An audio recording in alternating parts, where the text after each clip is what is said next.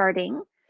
With that, I wanted to get you guys into Kami and practicing and working on it right off the bat. So if you're not in our Google Classroom yet, you're going to want to join. Again, that link is in the activities. And I'm going to show you what it looks like. So once you're in our classroom, you should see, oh, there we go, we're recording. So once you're in our classroom, you should see classwork.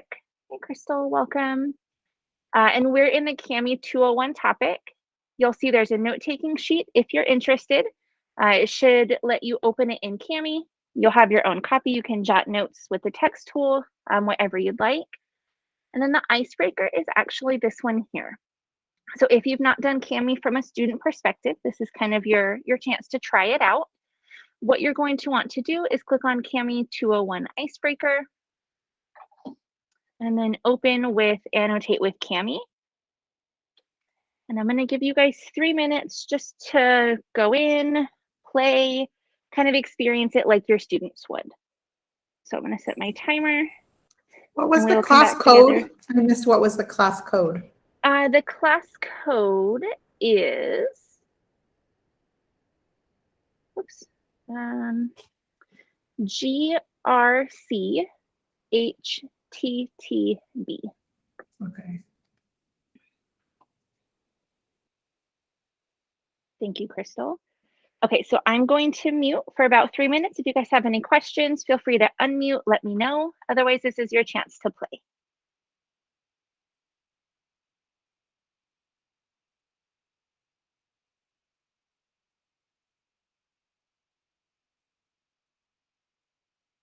No worries, Shannon. This is all available if you'd like to participate or practice later. No worries.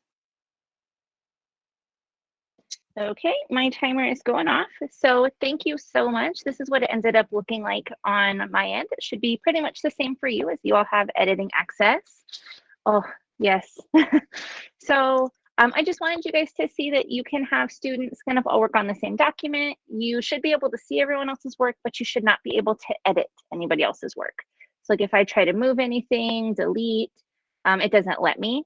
So just kind of an interesting little piece. Not sure if you've been able to experience that just yet. So let's go ahead and get started with the learning piece. So this year we're really focusing on 2 different pieces in all of our ILE professional learning sessions. One of those is SAMR, so which is integrating technology intentionally into the classroom. So we're looking at thoughtful lesson design and a really appropriate integration of technology. So it's not using Kami just to use Kami, but really how can we use Kami to benefit our students? So if we're looking at this bottom level, this S, substitution, you can think of Kami as a way to fill out a worksheet on the computer. At its most basic form, it's a worksheet editor. But if you want to look more at this kind of transformational section up here, you can use Kami really as like a, I guess, a one-stop shop, you might call it. So you can record yourself, have your instructions, maybe have a YouTube video with an example, have a workspace where you show students an example. Down below, maybe they actually do the practice, they turn that in. You're able to see their work, you can ask them questions, write back, kind of have this back and forth conversation all in this one document, which wasn't really possible when it was just paper, pencil many, many years ago. So just wanted to look at Kami and kind of how it can fall on all those different levels. And then when we're thinking 21st century learning, 2 things that really stand out in the Guide for Instructional Direction are structured and focused feedback and letting students lead their own learning process. So with Kami, especially with the comment tool around providing feedback, you're able to pinpoint this exact sentence or this word or this drawing and leave them either video, like just your face, voice, or screen capture feedback. So you can kind of walk them through, okay, right here, it should be this, right here, it should be this, like you would do if you were kind of leaning over their shoulder if they're at their desk. And then when we're talking about students leading their own learning process, the way students can type, speak, record videos, kind of show you the video to show their thought process, it really lets them kind of do their own twist I guess, on the assignment. So with that, here's the two things I hope to accomplish today. Again, before 4:30, explore Kami as a student, which we already did, and then as a teacher, and then really describe how Kami can be used to increase student engagement. So not just here, do this worksheet, but things you can do with. Okay, so the plan for the next 45 minutes, what is it? Again, this is 201, so we're just gonna look briefly at what are some of the new things, and then looking at Kami and Google Classroom, and then some tips and tricks.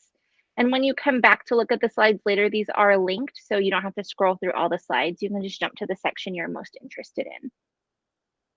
Okay, I need to stop and share my tab, and I'm gonna show you guys this quick little video, and then we will move on.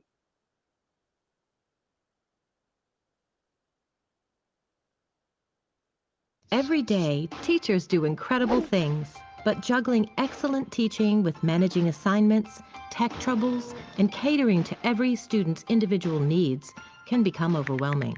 So we wondered how we could help. What if we could reimagine the digital learning environment by providing you with an all-in-one tool that unlocks potential, ignites creativity, and nurtures collaboration? Welcome to Kami. Upload any learning resource into Kami and share it with your students to create an interactive canvas ready for expression, analysis, and discussion. Kami fully integrates the programs you already use to power a seamless assignment management workflow, allowing you to create, assign, give feedback, grade, and whiteboard all within Kami. Empower students at every level with powerful and versatile tools to complete work their way, unlocking potential at every stage of their learning journey. Watch your students progress and provide feedback and encouragement at any time to drive engagement and improve learning outcomes. In class, remote, or a bit of both, online or offline, Kami will keep you teaching and learning wherever you may be. And as an all-in-one tool, you can spend less time learning a million new ones and more time with your students. Join millions of educators and transform your classroom today. Okay, so Every day, teachers do incredible things. I just wanted to give you a quick tour of some of the new features because a lot of what they talked about was uploading your document, letting students kind of do what they wanted. But I wanted to show you some of the new stuff. So I'm just going to go back into our warm-up because I already have it open. If you have yours open, you're welcome to browse with me and kind of click around. You're welcome to use this as a playground, write all over it, do whatever you like. So if we start at the top in the select tool, this select annotations is an amazing new feature. If you use this, it actually will let you draw around what you want to move. And then notice my stuff moves. Okay. So let's say I want to do this one. I can move it around. It also lets you copy and paste. So if you wanted to copy this and make a duplicate of it, there's that pink box. It will let me do the same of others' work too. Copy and then paste. So this will actually show up. Oh, maybe I use that in 101. But it does come in handy a bit later if you want to make templates for your students and have them do some drag and drop. If we go down to markup, there's now a freehand highlighter. So before there was either this one for text or this one for a box. Now you can actually draw and you can highlight whatever you like freehand. When we go into shapes, if you wanted to insert a square, if you hold shift, it will do a perfect square. If you want to do a circle, hold shift, it does a perfect circle for you. Same thing with triangle. One thing that I think is really cool is it actually shows you the angle of what triangle you're drawing. So you can have students draw whatever kind of triangles you like. And that's by holding the shift key. And then the same with lines, if you want straight lines. And then it will also do some angles for you as well. So that's all with shift. If we go down to add media, I saw somebody, let's see, April, I believe, already saw that there are some new stickers. So there's some cool back to school stuff. And then if you go down, there's their regular excellent work, good effort, great job, kind of standard Kami stickers. But they do come out with stickers, I believe, for every season, every holiday. So just keep your eye out if you like to use stickers with your kids. They do have new ones all the time. And then if we come over into the menu, there is actually a delete all annotations. So the way I'm envisioning this working, especially for secondary folks, you're using this blank Kami document as a whiteboard. It's first period, you write all over it, it's great. Oh my gosh, it's second period, I didn't have time to make a new document. Delete all annotations, it clears your page back to its original form and you can start over. That's not exactly best practice, but kind of last minute, oh my gosh, I just need it clear because I have to start over. You can delete and then you can actually restore as well. So if you need to bring them back, you can restore that. But that definitely beats coming into the eraser, all annotations, clicking, clicking, clicking, right? Doing one at a time. So you do have that option if you need to get rid of everything. And that was in menu and then delete or restore. Okay. So that was it for new stuff that I had found over the last month or so. Looking at Kami and Classroom. So from here on out, everything is from a teacher lens. The student experience we did, and you'll do a little more practicing, but really the whole rest of the time is for you guys. So if you accessed our Classroom and you got to this assignment, what you would have seen is something that looked like this, right? And the way I did that with all of these different buttons was I went into my Google Classroom and I did create Kami assignment. And then it gives me all of these options. So it's almost like a regular Google Classroom assignment, but you do have two other options down here. So you have feature restrictions, and then you have these two things that you can click on. Feature restrictions are wonderful if you want to turn on or off certain things. So I've seen people in a testing situation, they turn off dictionary, they might turn off text to speech because they don't want it read out loud. So you can have that hidden. Students don't see it at all. It's like it doesn't even exist. And then for these two, send Kami instructions to students. You can do that maybe the first couple times. It's a standard one-page document that kind of walks them through how to get to their document. And then this one, this add links for mobile devices. This is geared mostly for iOS devices. So think iPad. If you know you have students on bring your own device, which as far as I understand, we don't do anymore. We're pretty much one-to-one these days. But if you need someone to access it on a mobile device, you can click this.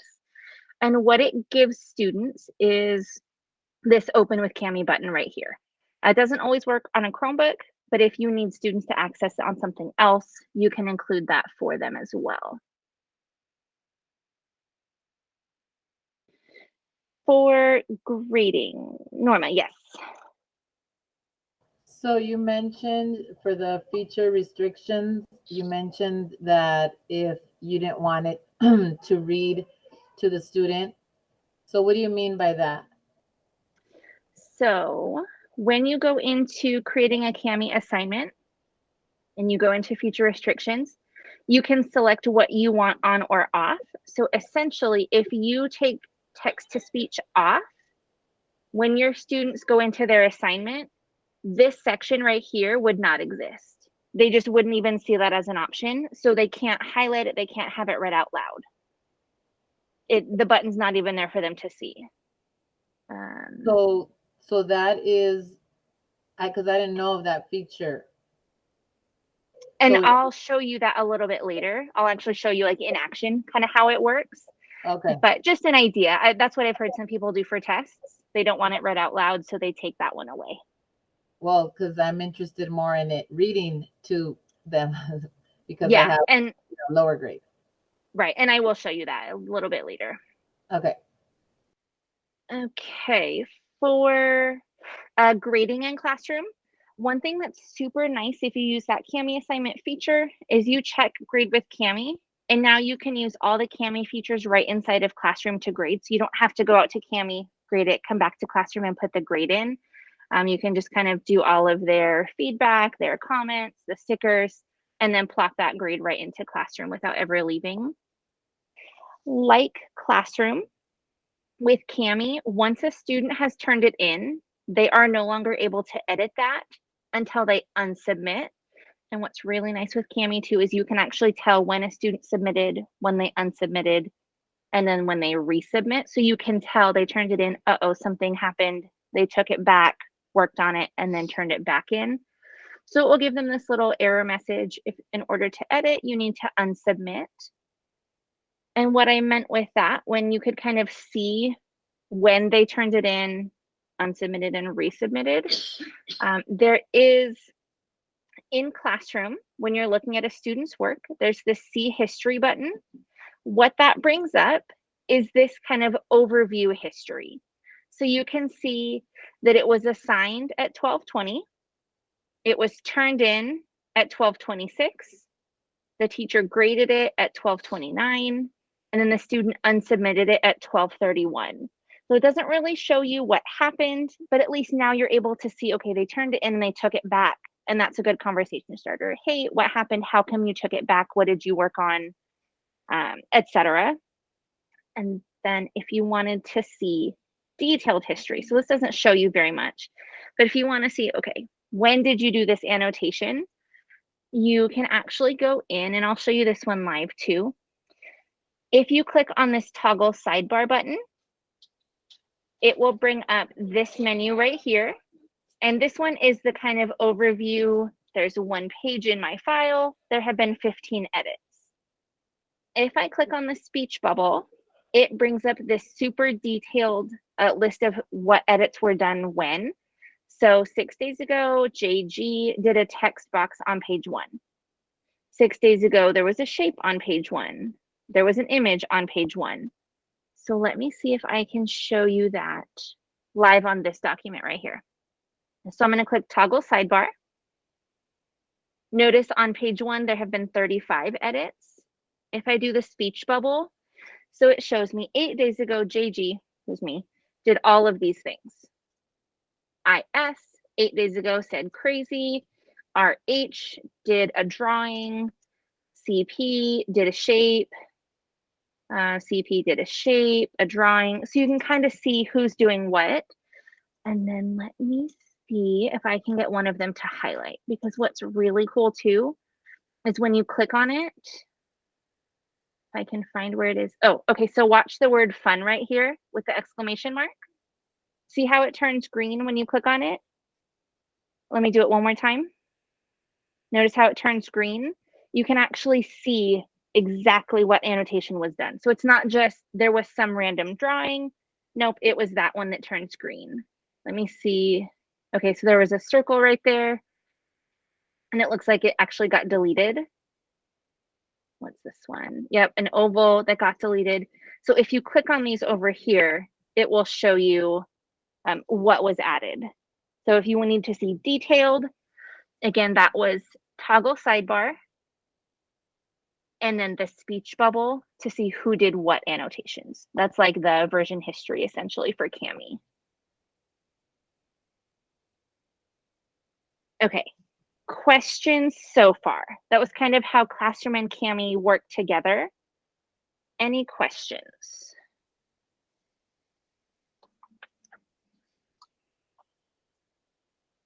April, yeah, and you guys can just unmute and shout out. We're a tiny group.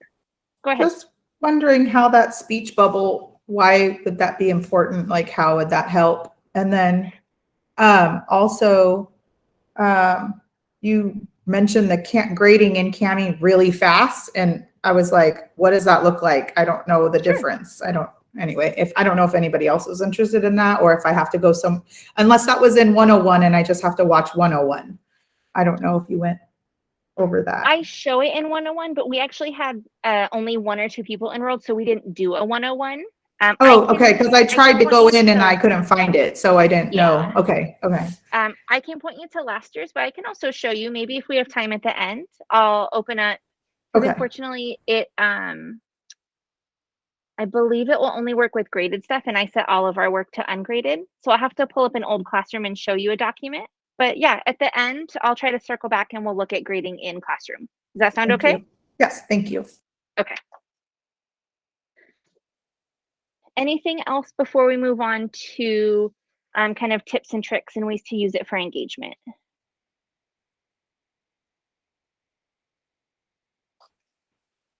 I think my quick question is, off the top of my head, is how would you mass assign a collaborative document like that to like 30 students to do something? Do you have to do it individually, their email by the share button, or is there a way to do it on Google Classroom? You're talking about the way I shared it with you guys right now. Yeah. Everyone edits one document. Yeah, that's super quick. Let me show you. So when I go to create my assignment, I'm going to click Kami assignment. And I'm going to call this, I don't know, test 1. I'm going to pick something random from my drive. We'll see what pops up. Sure, you guys can, we'll have this one. And then what you would do here, instead of, oh, I'm so sorry. Instead of make a copy for each student, what you would do is you would just say students share 1 copy. Oh, great. It's just like Google Classroom with any other thing. Yep. Oh, that's easy.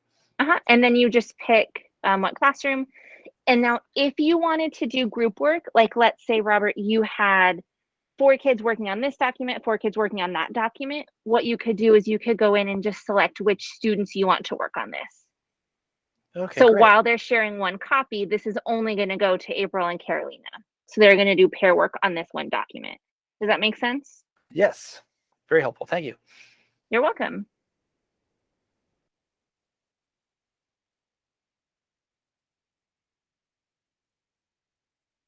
Okay, what else?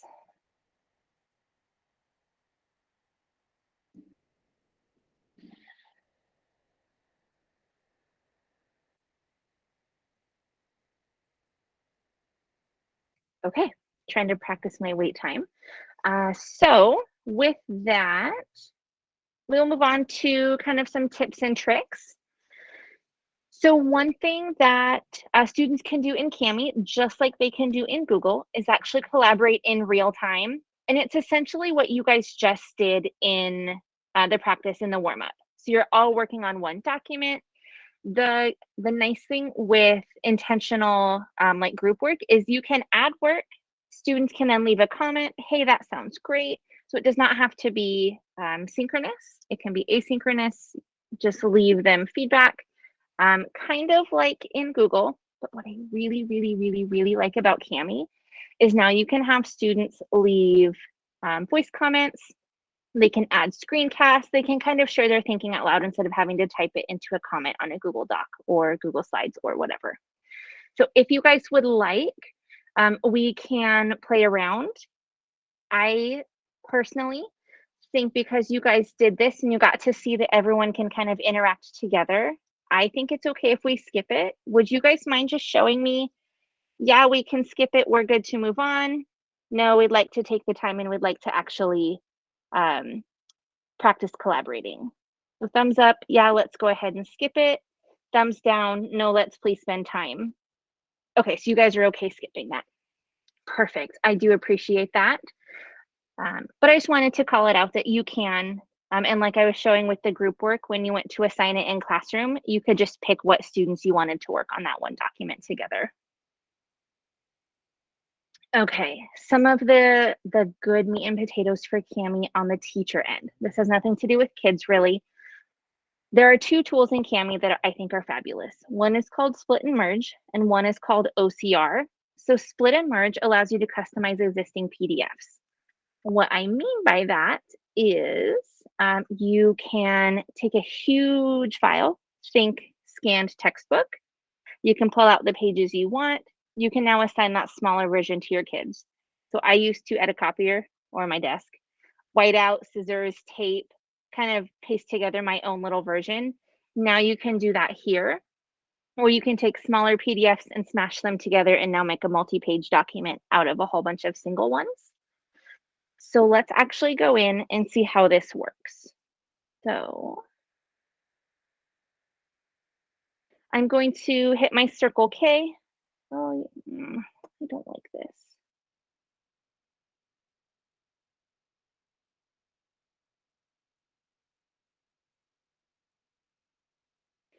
Okay, so I'm going to come up to my Circle K in my toolbar, which is Kami. It's going to open it in a new tab.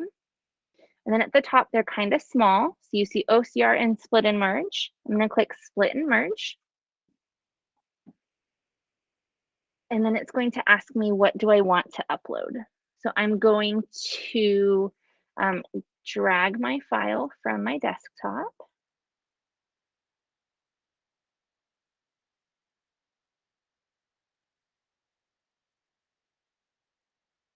Okay. So that's loading. I'm going to go ahead and click next. So this is a quite lengthy, let's see, 19-page document. Instead of telling my kids just look at page 1, what I can do is I can actually just pull page 1, click export, and then I have these options: download, open in Kami, Google Drive, or OneDrive.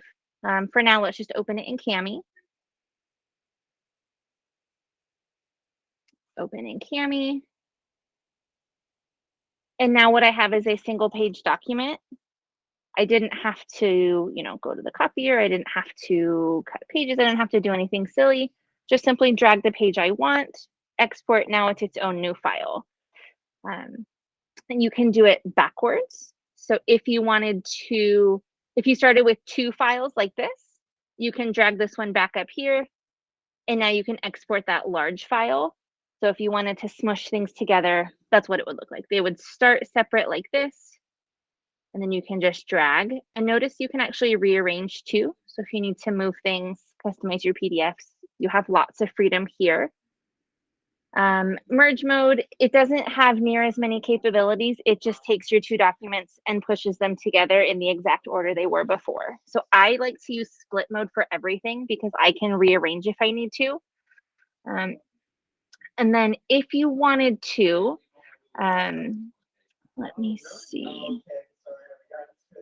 If you click split pages, what this will do is it splits every number of pages. So for example, if I split every 1 pages, it says it will generate 17 output files.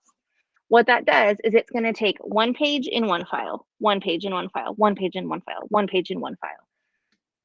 If I click 2, it'll take the first 2 pages in 1 file, the next 2 pages in 1 file, the next 2 pages in 1 file.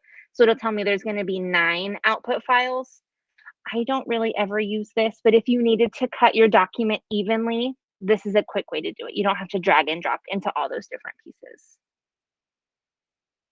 Okay, so that is split and merge. And again, that was, let's see, if we go to Kami, it's that little tiny tool at the top called split and merge. The next one is OCR, which stands for optical character recognition. So kind of like Norma was talking about earlier with the having things read out loud. If you put in a scanned document, like for example, you scanned a textbook page and you put it into Kami, Kami sees that document as one giant picture. It doesn't see individual words or characters or anything like that until you run it through OCR. So if you wanted to do the text highlighting feature or the text to speech, you would want to run your document through OCR. And again, it's very simple. It's this little teeny tiny tool at the top. So I'm going to click OCR. I'm going to go find the file that I pulled for this one, drag it over here. And this is just a flyer I made and then downloaded as a PDF. I'm going to click next. Again, if I uploaded that flyer into Kami without doing OCR, it would just see one giant picture. It wouldn't know that there were individual words. It would just kind of see one giant document. So now I'm going to open in Kami. Open. And then I want to see, I'm not sure if you guys will be able to hear this, but what I can do is text to speech. Kami is coming out with. So do you guys have any questions for me on split and merge, OCR, how to use them, what they do, why we would use them? Once I change a PDF to OCR, is that file now permanently changed to that version? Okay. Yes. So when I share it or parts of it, even if I merge it, it will have the capability to be read aloud, or does it have to? You're talking about if you run it through Split and Merge? OCR. So like the Le- PDF of our reflections book, for example, our social studies, I'm already Okay. running it as OCR. But if I take a page or 2 pages and I share it with students, will I have to do it through OCR again? I think the order you would want to do it is do Split and Merge first, pull your 2 or 3 pages that you want your kids to read, and then take that new file and run it through OCR. Okay. Does that make sense? Yeah. Okay. Okay, anything else on Split and Merge or OCR?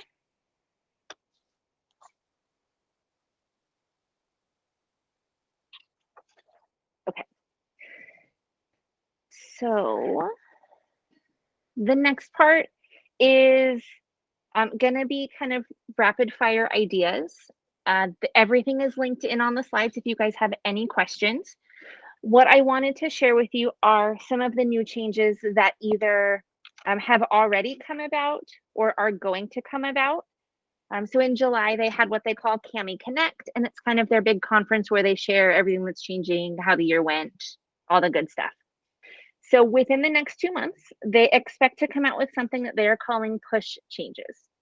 What push changes is like you guys have your classroom right now, right? That you're in for my PD session.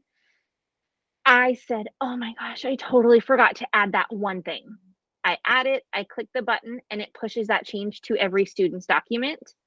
It's not here yet, but as of July, they said it should be here within the next 2 months in beta. So I would expect to see that by the end of this month, where if you need to make a last minute change, you can push that out to your kids and they will see it even though it's already been assigned in classroom. The turn in button, they said, is going to start appearing in more places because right now it's just at the top and it's that little save icon. They have to click that and then click turn in. They are changing photo uploads. So right now, if a student uploads a photo, it stays a photo. They said they're going to make it where it actually goes into a PDF format automatically. So it's available outside of CAMI as well. So if students wanted to just like preview it in Drive, they would actually be able to see it along with all of your feedback. They're working on iOS integration, which doesn't really apply to us because we have Chromebooks, but just in case you have kids on iPads, they are working on ways to make that a little bit cleaner. And part of that is the Open with CAMI button that you saw way at the beginning. They're coming out with new paper types. So like isometric paper, the dot paper, I'm sure it has a fancy name, but it's like for dot journaling, every, so spaced little dots. They already have music, graph, and lined, I believe. And then there is one that I actually would like to have you guys spend a couple minutes exploring. It's CAMI interactive seating charts. So if you have the slides open, click here. It'll take you out to the CAMI blog where I found this. And it has options for you to make your own copies, ideas for how to use them. But this would be great, especially since we're still towards the beginning of the year. Their recommendation is have students pronounce their names for you, share something that they really like, an end of the week reflection kind of piece.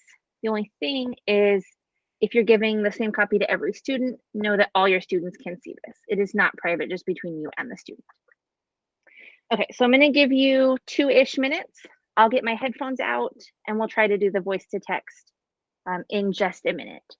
April, they should be in the Q&A feature, but let me give you the link right here in chat. I can look for them. I didn't know where they were. Yeah, there you go. Okay, so I'm going to give you 2-ish minutes and I'm going to mess with my headphones and we'll be back in just a couple minutes. Okay, can you guys hear me? Yes, okay, perfect. So I'm going to try the voice thing. We'll see if it works. So bear with me for just a second. Strategies for effective and inclusive CS teaching, inclusive recruitment strategies, working with CourseGate. Again, like a little harsh because it kind of sounds robot-y. So if we pick, I think this is the girl that speaks in French. Strategy for effective and inclusive CSTH in inclusive recruitment strategy, working with CourseGate KP chacun. Dang, that one's just an accent. In another PD, the lady actually is a French teacher and she told me, oh yeah, that's in French. But for some reason this time it's in English just with a French accent. You like Mark. Oh, Robert, I trust you, but I have no idea where Mark is. I feel like Mark should be right here somewhere, but oh, holy moly. So there's many, many, many options. Again, have your students go through and pick. They can get really super fast. Strategies for effective and inclusive CS teaching, inclusive recruitment. They can be really super slow. And again, Cami will remember those features for next time when your students use this kind of text to speech. I'm sure he's in there, Mark. I don't see him, but I need to be honest with you all. I'm not going to have time to get through everything. And I told you we would be out by 4:30. So what I decided to do is I'm actually going to skip over 3 of our slides, which are kind of the ideas for how to use it with your kids. So I just want to share kind of what each one is about and then give you opportunities to contact later if you want to reach out, and we'll work together on this stuff. So this slide is talking all about using Cami for mastery-based learning or like standards-based grading. It's an example from one of the teachers I saw at Cami Connect, kind of how he does it.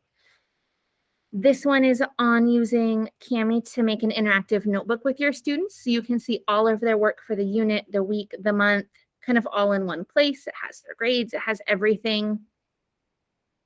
And then this one is ways to camify lessons. Oh, okay, Robert, no worries. Take your time.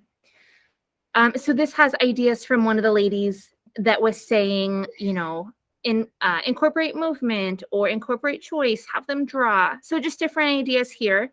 But because I wanted to have you guys out by 4:30, including, you know, time cards and all of that stuff, I felt it best if we skip over that. I just kind of share there's resources if you'd like to look into it more.